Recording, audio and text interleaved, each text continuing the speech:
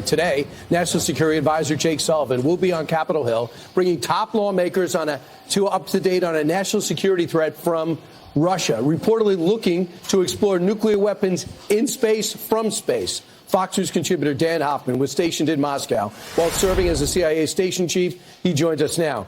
Dan, I was thinking about you right away. Thought about why do you think we're doing this? And is the country that has to take tanks out of their museum to fight the Ukrainians capable of knocking satellites out of the sky with nuclear weapons?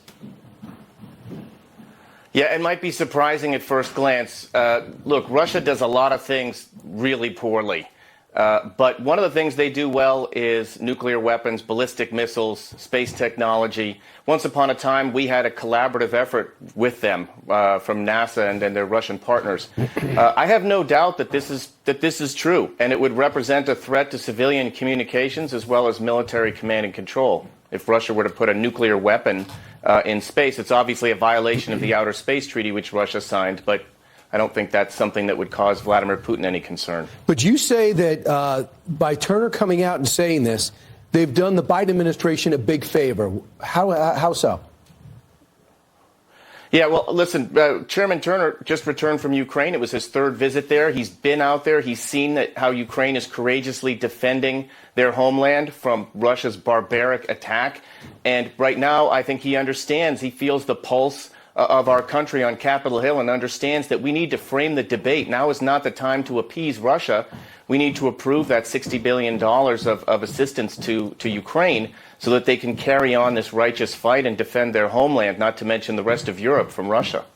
So, in other words, the mission, not necessarily, if the mission is to stop the Russians, that's what Turner's trying to do, to tell people this is a lethal threat, not an isolated threat. Right. I think he's emphasizing the point that I think all of us recognize, which is that Vladimir Putin refers to the United States as Russia's main enemy. And we need to understand that we need to bring the full power of our military support to Ukraine to counter that Russian enemy. Right now, Ukraine is cutting the Russian army down to size. They're 300,000 plus casualties and destroying Russia's tanks and other combat vehicles.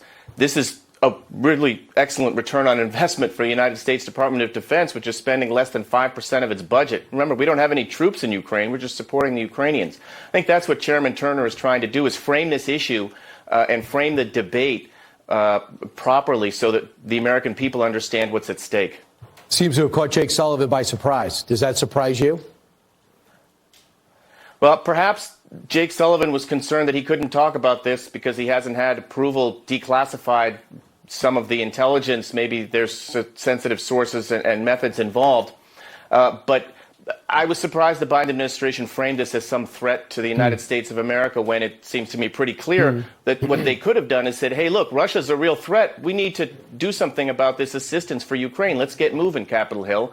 I think that would have been a far more effective message from the National Security Advisor, frankly. I just find it amazing that we need Dan Hoffman and General Jack Keane on our channel to talk about the success the Ukrainians are having. They also basically are wiping out Russia's Navy and 300,000 troops.